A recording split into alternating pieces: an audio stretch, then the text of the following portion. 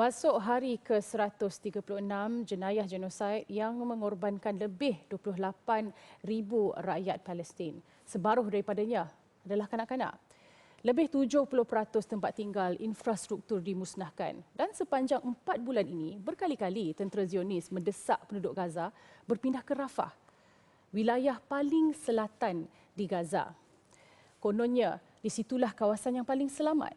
Rupa-rupanya ianya satu jerat dan seperti menemui jalan mati. Israel kini memberi deadline sehingga Ramadan untuk meneruskan serangan dan berjanji tidak akan mengecualikan Rafah. Baik, dengan keluasan separuh dari negeri Melaka dan kini menampung kira-kira 1.5 juta pelarian. Jika diserang, tentu sekali ianya melakar sejarah kecelakaan kemanusiaan terbesar abad ini. Jadi apa yang kita boleh jangkakan? Apa peranan kita sebagai umat Islam ketika ini? Semuanya dalam analisis malam ini.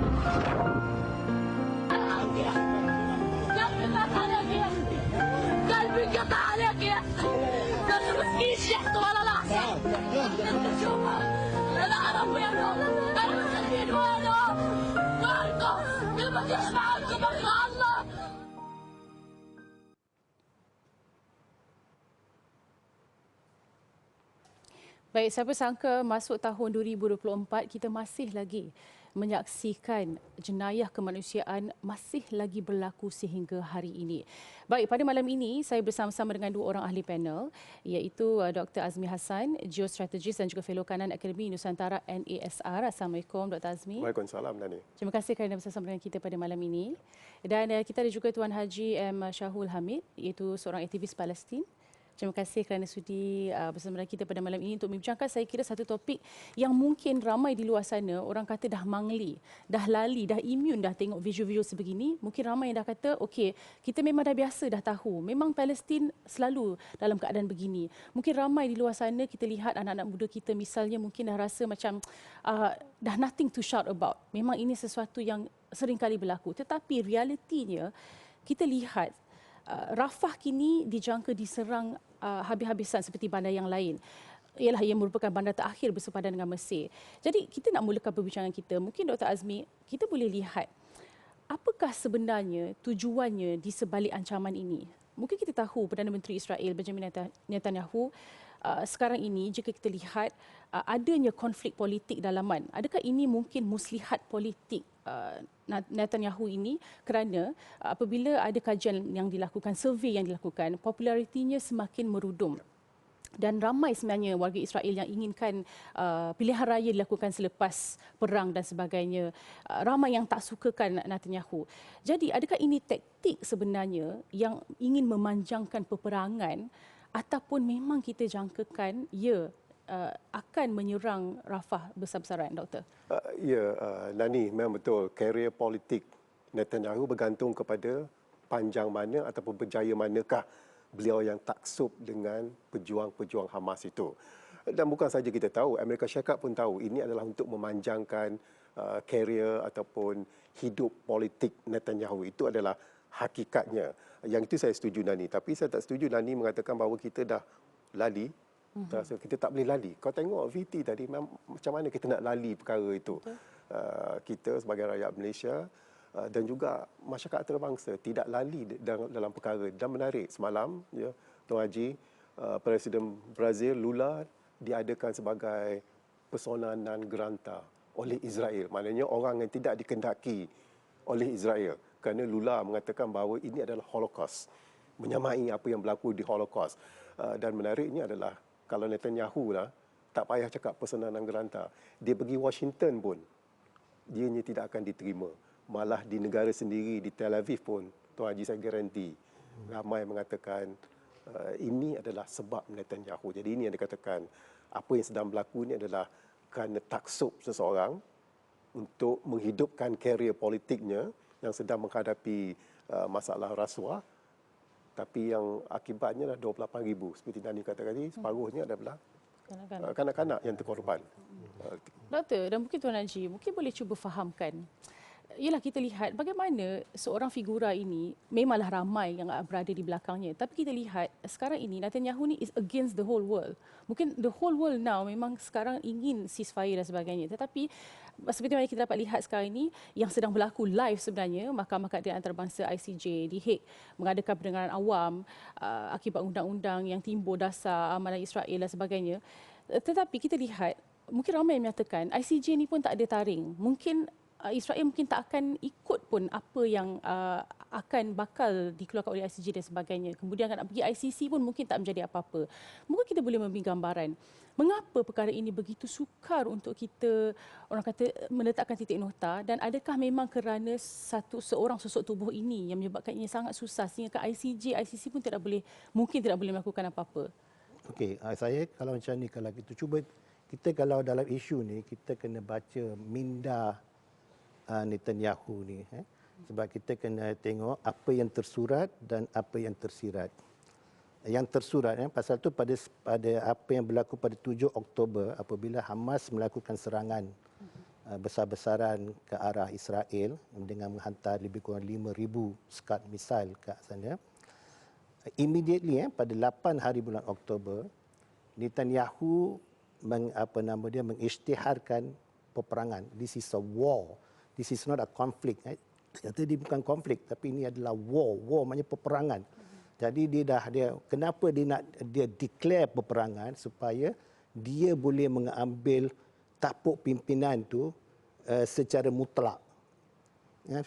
Bila dia kata war, dia akan tukar suasana daripada parlimen kepada state of war.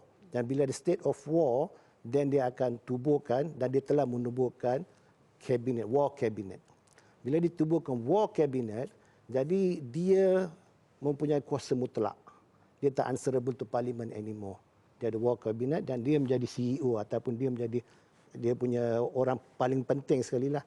Maknanya Mossad answerable to him, IDF answerable to him, dia sendiri. Jadi dia ada matlamat, dia ada agenda dia sendiri. Pasal tu dia bukan going a war. Kalau sebut war, is between satu tentera militan dengan satu militan. Tapi di sini dia tak go against ini saja militan saja. Dia going against the people. Pasal tu dia melaksanakan genocide.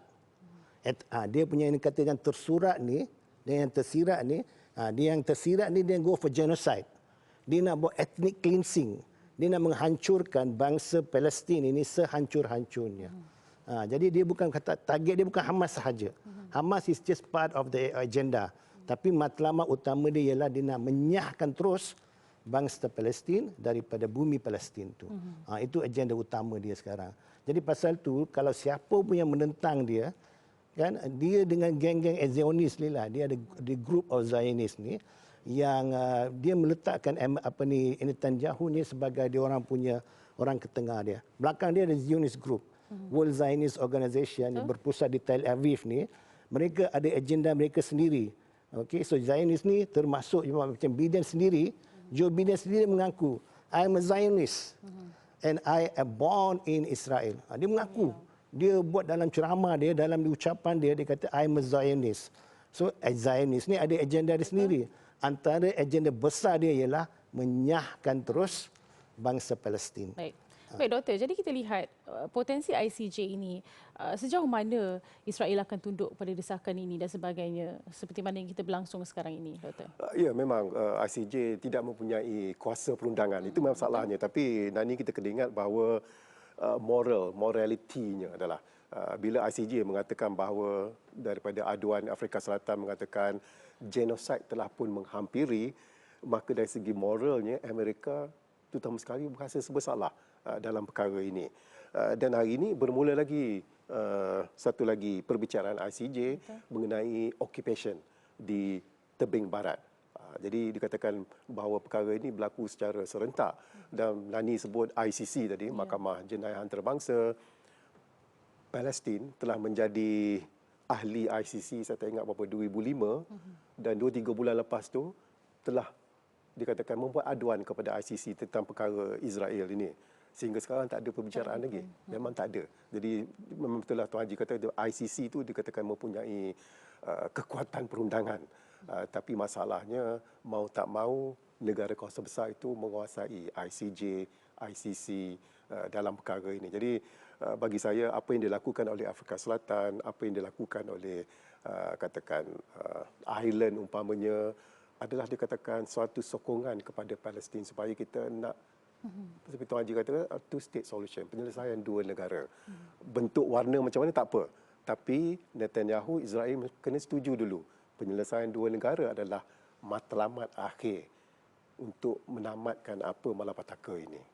Doktor mungkin boleh terangkan kerana ramai sebenarnya ada kekeliruan di luar sana yang kata apa bezanya ICJ dan juga ICC. Mungkin kita nak rungkaikan dulu perbezaan itu.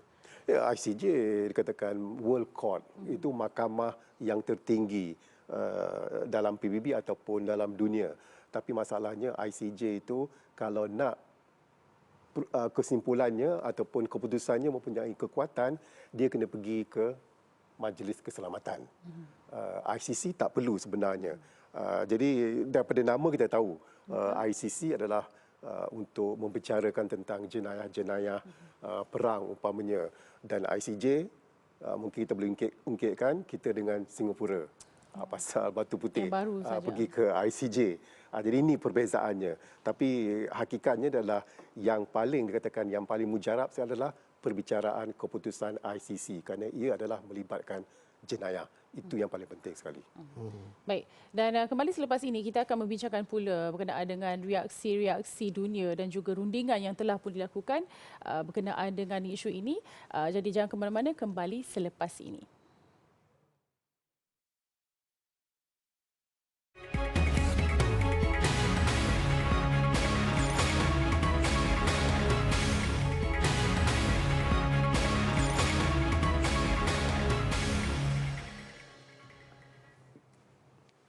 Baik, bertemu kembali.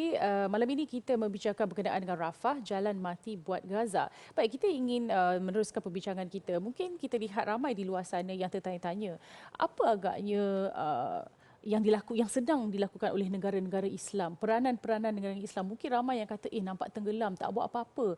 Tidakkah negara-negara Islam menolong dan sebagainya? Mungkin kita boleh mulakan dengan Tuan Haji Syahul. Apa agaknya reaksi negara-negara OIC dan OIC sebagai contoh, negara-negara Arab terutamanya, Jordan, Syria dan sebagainya. Mengapakah mereka seolah-olah tidak bersuara sekarang ini? Okey, sekarang ni kita kena bezakan antara pemimpin negara dengan rakyat.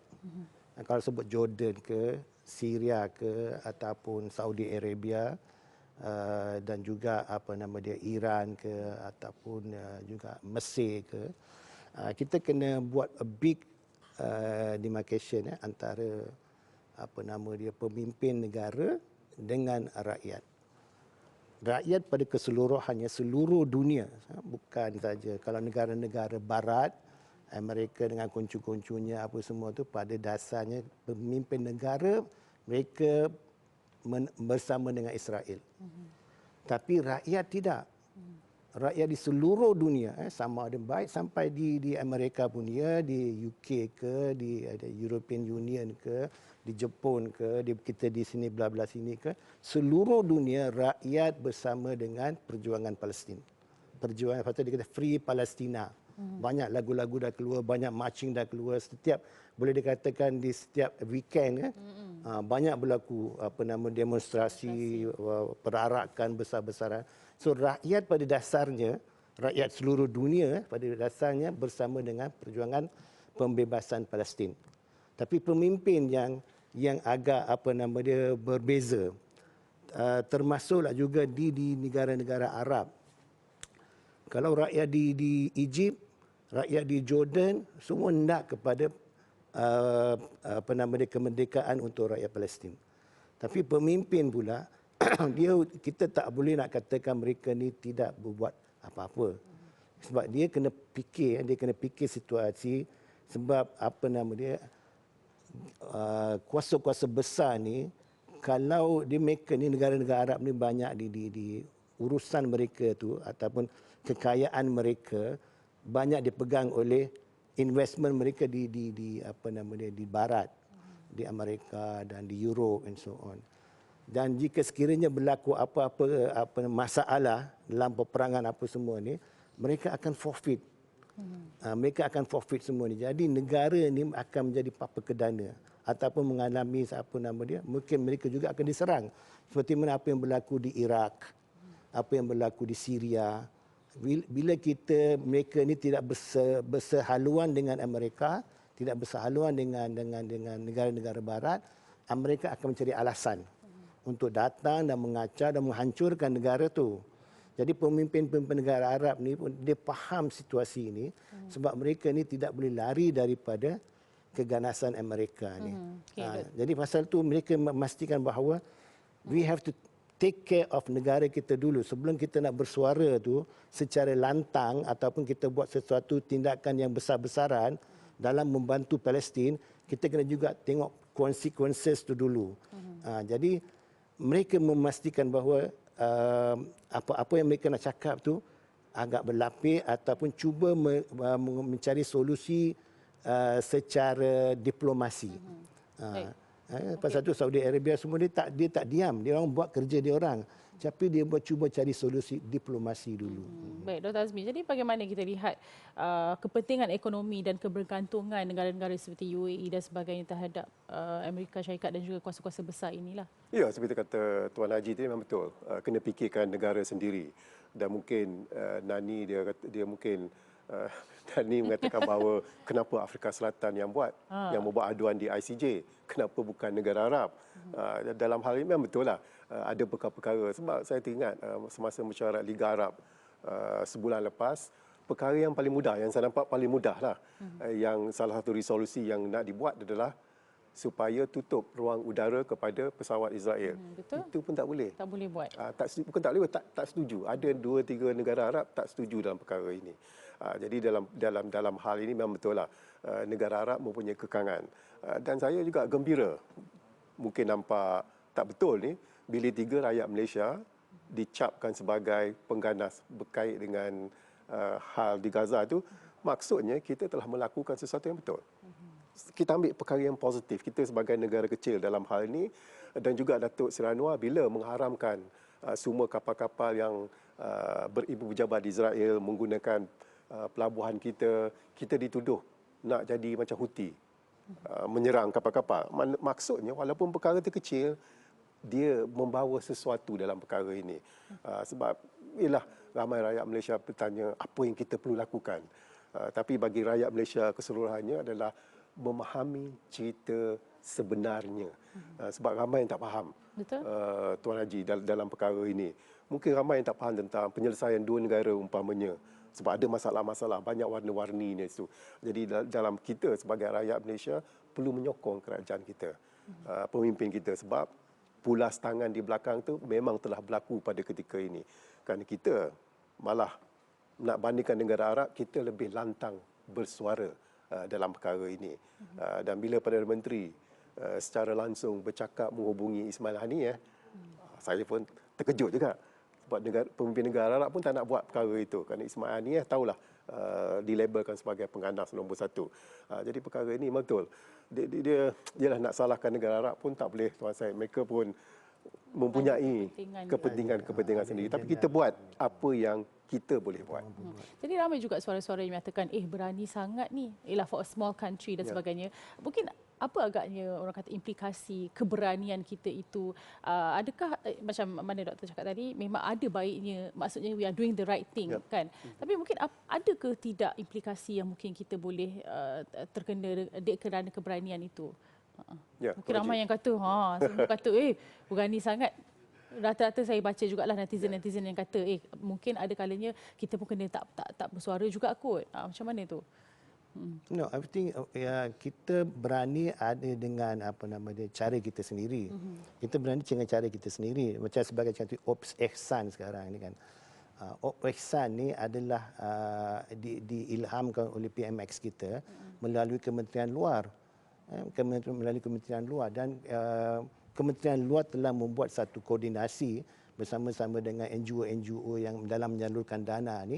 Kita dah berjaya dan kita adalah membawa satu bantuan secara organize dan benda ni kita boleh lebih mantap lagi sebab apa yang sedang berlaku sekarang ni lepas ICJ punya decision pada 24 Januari hari itu immediately the next day apa yang berlaku ialah UNWRA, UNWRA punya itu adalah satu badan yang khusus untuk memberi bantuan kepada orang-orang Palestin sebanyak 6 million orang, 6 million people. Tapi apa yang menjadi masalahnya sekarang ni sama ada dia punya ketua UNWRA pun dia terkejut patutnya mereka bersimpati dengan Palestin dan menyalurkan lebih banyak lagi bantuan, tetapi yang berlaku sebaliknya mereka berhentikan kan. Amerika bersama dengan 16 buah negara berhentikan bantuan ni, which is really something yang tak boleh nak kita masuk akal. Patutnya dia lebih membantu, ni pula the other way around dia memberhentikan pula kan. So ini menunjukkan bahawa United Nations pun bawah telunjuk Amerika dan kuncu-kuncunya. Jadi sekarang ni Malaysia sepatutnya berperanan lah. Okey, sekarang ni mungkin kita dah tak boleh mengharapkan dengan UNRWA lagi dah.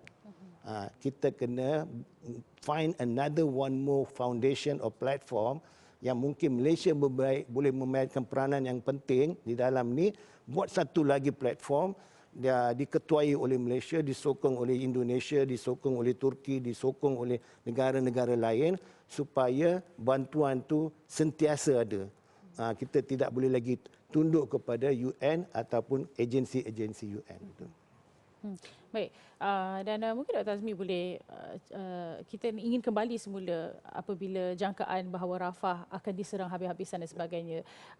Bagaimana Dr. menjangkakan respon badan-badan seperti Hezbollah dan negara Arab lain jika memang benar-benar Rafah diserang, lagi-lagi pula Netanyahu kata okey bagi deadline Ramadan ini 10 Mac ini dan sebagainya. Bagaimana agaknya kita akan jangkakan reaksi mereka, Dr.? Ya, bila Nani berkata bahawa helah Netanyahu untuk memindahkan penduduk daripada utara ke selatan itu, saya rasa itu rancangan asal dia. Saya rasa lah, mungkin saya silap. Kerana Netanyahu merasakan bahawa dengan menyerang di sebelah utara Gaza City dengan Khan Yunis itu boleh melumpuhkan pejuang Hamas. Tapi tidak tercapai sebenarnya. Tidak pernah saya lihat bukti-bukti bahawa Hamas itu telah dilumpuhkan. Cuma mereka mempertikaikan 28,000 yang terbunuh itu adalah mereka, Netanyahu, Israel mengatakan termasuk pejuang-pejuang Hamas. Tapi pihak Palestin mengatakan itu adalah orang awam sebenarnya. Jadi ini dikatakan bahawa sebenarnya dah tersepit Netanyahu. Bahawa beliau terlampau taksub untuk menghapuskan Hamas. Presiden Biden dah katakan jangan terlalu taksub. Sebab mereka pun dah lalui bila 9/11 20 tahun lepas. Jangan terlampau taksub kerana dia akan memakan diri sendiri. Dan memang betul, ini akan memakan diri sendiri Netanyahu kerana untuk menghapuskan Hamas itu dikatakan amat mustahil, tak boleh. Sebab sehingga sekarang pun tak nampak bukti-bukti Hamas dikatakan telah lumpuh. 30-40% tak ada. Tapi hakikatnya adalah bila diserang Rafah itu 1.5 juta penduduk, separuh daripada Melaka itu, kita tahu apa yang akan berlaku. Maksudnya adalah 2-3 hari lepas 2 tebusan diselamatkan. Memang betul 2 tebusan Israel diselamatkan, tetapi akibatnya 100 orang terbunuh di Khan Yunis. Jadi itu dikatakan kesannya kalau Netanyahu meneruskan juga serangan ke Rafah itu. Baik. Okeylah, kita jangan ke mana. Kembali selepas ini kita akan bincangkan apa agaknya yang kita boleh lakukan sekarang, kapasiti yang kita boleh lakukan sekarang dalam menghampiri apa yang kita lihat serangan yang bakal dilakukan di Rafah. Jadi jangan ke mana-mana.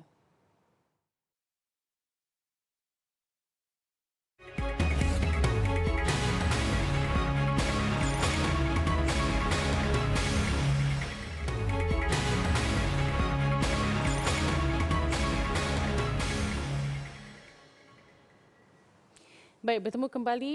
Kita masih lagi membincangkan berkenaan dengan Rafah, jalan mati buat Gaza. Mungkin sesuatu yang agak pesimistik apabila kita lihat dah habislah, inilah dia, kita akan lihat the end of the genocide dan sebagainya. Tetapi mungkin Tuan Najib mungkin boleh kongsikan apa agaknya kita lihat rundingan gencatan senjata. Mungkin ada orang kata update-update yang terbaru yang kita boleh tahu. Mungkin ada sebenarnya two-state election, two-state dan sebagainya, dan ada gencatan senjata yang akan berlaku permanent ceasefire dan sebagainya. Mungkin Tuan Najib boleh kongsikan. Right, okay.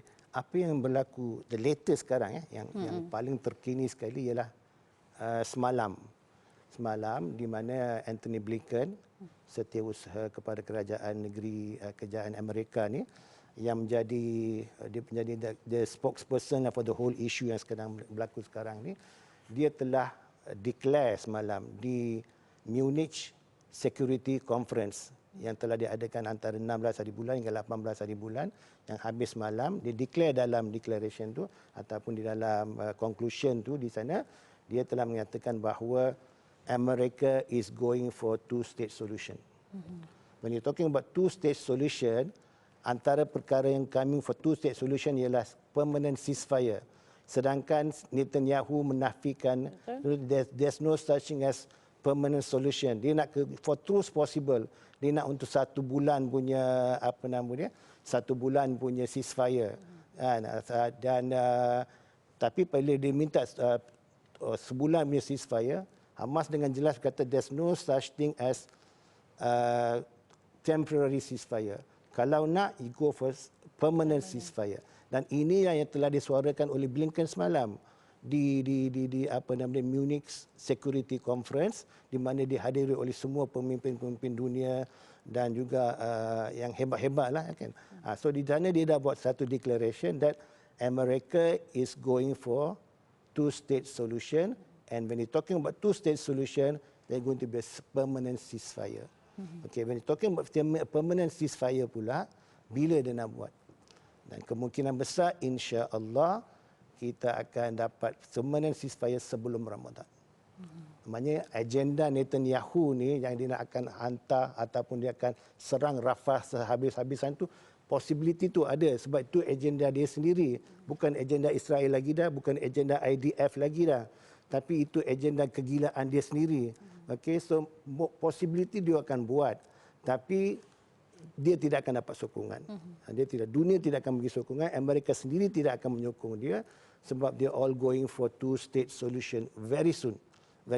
Begitu juga semalam dalam keegohan Netanyahu, dia akan serang, dia kata pula, dia hantar pula satu pasukan ke Qatar, negotiate untuk terms and condition for the two-state solution.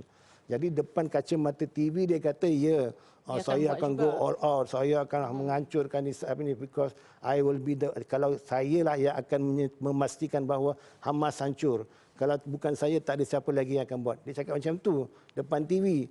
Tapi sebenarnya belakang dia hantar pula negotiator ke Qatar untuk negotiate terms and condition for two-state solution dengan permanent ceasefire. Baik, dari Dr. Azmi, bagaimana Dr. Azmi lihat perkembangan ini? Adakah Dr. Azmi rasa memang akan terjadinya kemungkinan untuk permanent ceasefire ini ataupun bagaimana?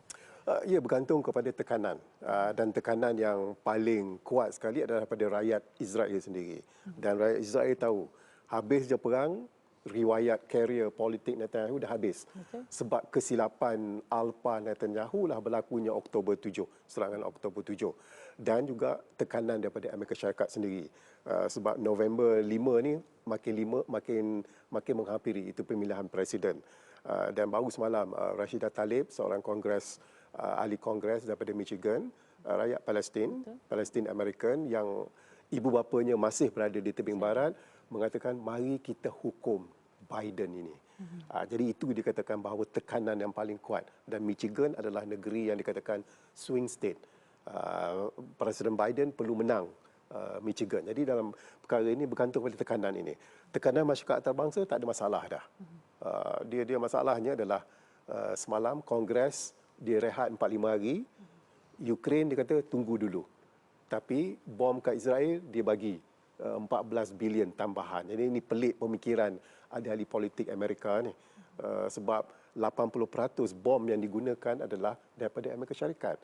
Mentang-mentanglah Hamas tu tak ada sistem pertahanan udara, dia bom to be. Betul. Itu yang jadi katakan bahawa yang Ukraine yang memerlukan bom ni dia ditinggalkan. Jadi perkara ini katakan tekanan daripada rakyat Amerika dan tekanan daripada rakyat Israel itu yang dikatakan yang boleh memberi satu pencerahan apa yang dikatakan two-state solution, penyelesaian dua negara itu. Saya tertarik apabila Dr. Azmi mengatakan tentang setengah macam Hamas dan sebagainya, dia tak ada cukup resources untuk berperang sebenarnya. Jadi mungkin kita boleh fikirkan sampai bila agaknya Israel akan mampu untuk membiayai peperangan ini. Kalau kita lihat setiap hari Israel membelanjakan lebih dari 200 juta USD satu hari, dan Amerika memang memberikan sokongan saya rasa 3.8 bilion dan sebagainya, dan ni pun tengah nak lobby lagi untuk lebih. Tapi kita lihat sekarang ni ekonomi Israel pun kita lihat dah merudum kerana mereka kan ekonomi mereka banyaknya pelancongan dan sebagainya, dan apabila peperangan ini dah berlarutan sampai 4 bulan dan sebagainya, jadi tetapi mereka nampaknya memang sebegitu confident untuk prolong the war. Tapi kalau kita lihat secara retoriknya, sampai bila mereka mampu untuk membiayai itu, finance the war itu sendiri? Selagi Amerika Syarikat membiayainya, bukan mereka yang membiayai. Tapi betul lah ni bahawa ekonomi Israel sekarang merundum. Maksudnya lagi lama peperangan ini berlanjutan, ekonomi akan menekan Israel. Tetapi karier politik Netanyahu dapat dihidupkan, dapat dipanjangkan. Dan kita tahu bahawa sebahagian besar daripada buruh-buruh di plantation adalah daripada Thailand. Sekarang semua rakyat Thailand dah balik keluar. Tapi Netanyahu dia pandai, dia panggil negara daripada Afrika dan juga daripada Sri Lanka untuk menggantikan. Ini adalah kerana mereka kekurangan tenaga. Semua orang tak nak bekerja di sana. Dan pelancongan juga dikatakan agak merundum. Dan betul, Nani, bahawa tekanan ekonomi itu dikatakan akan memberi tekanan kepada Netanyahu. Tapi masalahnya Amerika Syarikat akan membantu. Jadi tak ada masalah dalam pembiayaannya. Dan baru sebentar tadi saya baca berita bahawa minyak yang dikeluarkan oleh Israel itu dibeli oleh negara-negara lain juga, termasuk beberapa negara Arab. Jadi ini masalah ekonominya dikatakan berkait di antara satu sama lain. Inilah bila kita ada enabler atau funder-funder untuk kegilaan ini kan. Jadi mungkin Tuan Najib boleh kongsikan, suka saya dengar apabila sebenarnya kadang-kadang kita lihat boikot ini banyak juga yang terbukti memang betul-betul berkesan. Tapi kita lihat kalau kat sekarang ni di Malaysia ini dah semakin kurang dah boikot tu. Mungkin ramai pun dah rasa macam mungkin kita dah tak perlu dah kot boikot. Tapi mungkin apa pandangan Tuan Haji? Adakah memang rakyat Malaysia masih perlu menekan menggunakan kapasiti kita sekarang ini? Penekanan itu adakah masih lagi relevan untuk memboikot?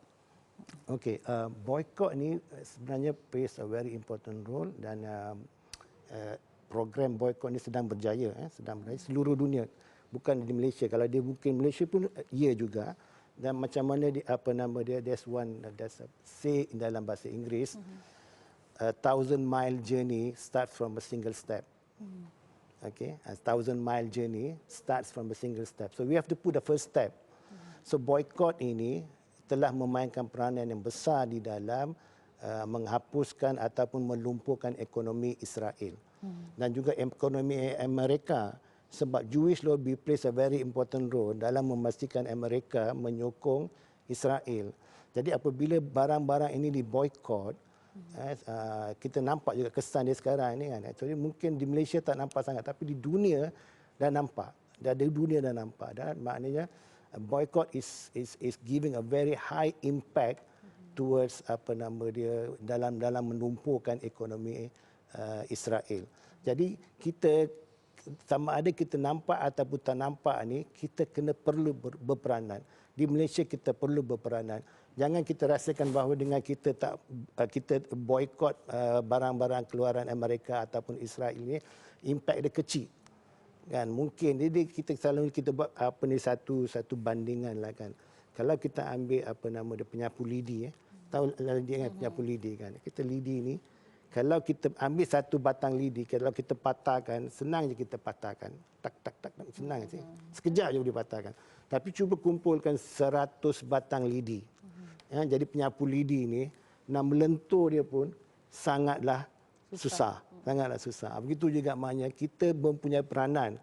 Mungkin peranan kita kecil. Kita tak nampak apalah saya tak makan benda ni, saya tak beli barang ni, saya tak pakai baju ni ke apa semua, cap benda ni apa semua ni. Apa ada kesan dia, tapi sebenarnya kesan dia besar. Jadi kita kena continue boycott sebab peranan kita ni bukan saja di Malaysia tetapi bila globally it looks is very big. It's sangat besar implikasi dia. Jadi jangan menganggapkan bahawa peranan boycott ini tidak memainkan peranan yang besar atau impak yang besar. Sebenarnya mempunyai impak yang besar sebab satu dunia rakyat, saya kata rakyat seluruh dunia dah nampak perjuangan Palestin. Dulu dia macam lukewarm saja. Tapi sekarang tidak. Pasal tu hasil daripada boycott, hasil daripada pressure daripada masyarakat dunia inilah pemimpin-pemimpin dunia, especially daripada Amerika dan juga negara-negara Eropah semua ni, mereka hendak go for two-state solution. Biden dah going for two-state solution. Blinken dah going for two-state solution. Negara-negara Arab pun dah menghalakan two-state solution. Jordan pun dah mula berbincang dengan Saudi Arabia apa semua. Let's talk about two-state solution. Ini yang dicapai oleh Hamas. Dia nak go for two-state solution dan menjadi insya-Allah two-state solution ini will become a reality very soon insya-Allah. Baik, Dr. Azmi, mungkin kita boleh lihat sekarang ini memang ada banyak global march yang sedang berlaku. Memang every weekend lah, Sydney dan sebagainya memang tapi kita lihat kat sini mungkin kurang. Mungkin saya lihat di seperti mereka di western country sebagainya, mereka memang sangat progresif di mana mereka ada fokus, di mana mereka tulis surat, tulis dan sebagainya. Tapi di Malaysia ini mungkin kita tak nampak sangat sebab kita rasa macam kita kena go on streets tapi that's about it. Tapi bagaimana agaknya kalau kita nak be part of this untuk memindahkan apa yang kita bawa ini kepada kuasa-kuasa besar. Mungkin orang muda dekat negara ini mungkin dia nampak hanya itu sahaja, hanya menjerit dan melaung dan share sahaja. Tapi kita lihat di negara-negara barat dan sebagainya, dia memang ada they know where to write dan sebagainya. Jadi macam mana kalau kita dekat Malaysia ini, macam mana kita nak berprogresif begitu juga? Ya, betul. Betul, Nani. Kadang kita rasa malu tak tengok demonstrasi di London tu tiap-tiap minggu, tiap-tiap hujung minggu. Tapi isunya adalah macam boykot lah. Kita nak boykot tu payah sebab kita tak ada barangan yang secara langsung daripada Israel. Kita tidak berurusan dengan Israel. Jadi payah sikit. Bila kita boykot tu, orang tempatan tu mau tak mau, mereka adalah barisan pertama yang terkena tempias tekanan ini. Jadi sama juga bila demonstrasi di London, Paris ataupun di Copenhagen, kerana pemimpin mereka itu tak selari dengan apa yang dikatakan Tuan Haji ini, dengan pemikiran kehendak rakyat. Jadi itu penting. Tekanan itu penting. Tekanan daripada rakyat itu sendiri penting kepada pemimpin mereka. Kerana pemimpin mereka ada agenda politik mereka sendiri. Jadi sebab itu dia katakan tak usah kita gusar kalau ada demonstrasi pun lepas main Jumaat ya selalunya. Tapi masalahnya kita tak ada kedutaan Israel di sini. Dan kita nak marah kat pemimpin kita tak boleh juga sebab pemimpin kita telah melakukan sebaik-baiknya dalam perkara isu Palestin ini. Jadi sebab itu dia katakan ada perbezaannya. Tapi harapan saya adalah kita jangan lali, kita jangan cuai dalam perkara ini. Kita tak boleh merasa selesa. Seperti Tuan Haji tadi, boykot, satu restoran dah rugi dah, 2-3 restoran dah rugi. Kita jangan merasa selesa dan merasa puas hati. Saya dah melakukan sesuatu. Sebenarnya Tuan Haji, boykot ni salah satu sebabnya adalah nak sedapkan hati kita. Sebenarnya kita melakukan sesuatu. Tapi saya terus terang katakan boykot ini saya tak setuju. Sebab kesannya adalah kesan kepada orang kita juga. Kesan kepada yang kita nak bagi sasaran itu lambat. Banyak sangat lapisnya baru sampai kepada mereka. Jadi mungkin ia kurang efektif. Jadi itulah sebenarnya apa agaknya satu bagi pendapat doktor sendiri kan, apa agaknya yang boleh dilakukan oleh belia kita yang betul-betul memang nak make a change. Kalau kata boykot mungkin tak begitu berkesan. Sebab kalau kita nak share dekat social media tu, apa agaknya terutamanya dalam isu Rafah ini? Dalam social media. Saya baru terjebak 6 bulan dalam TikTok. Dan banyak TikTok saya adalah mengenai perkara ini. Dan saya lihat ramai anak-anak muda yang mengikutnya adalah satu posting TikTok saya sampai 700,000 tentang serangan yang berlaku di Khan Yunis. Jadi ini katakan yang paling penting bagi anak muda kita adalah memahami isu itu dia. yang sebenarnya. Bila kita bercakap tentang two state solution, apa yang two state solution itu? Apa warna-warninya? Dan juga ramai yang dikatakan bermegah, katakan saya pergi ziarah ke Baitul Maqdis Timur. Sebenarnya bila orang pergi ziarah Baitul Maqdis Timur itu, dia membantu Israel bagi duit kat sebenarnya. siapa? Sebab itu adalah mereka bayar kepada Israel nak masuk. Jadi ini kata saya nampak penerbit dah kata Domin saya terpaksa berhenti dah. Baru nak panas kita dah kena berehat. Selalu macam tu. Jadi Cikgu Mana, kembali selepas ini kita masih lagi membincangkan berkenaan dengan adakah Rafah ini jalan mati buat Gaza. Sebentar lagi.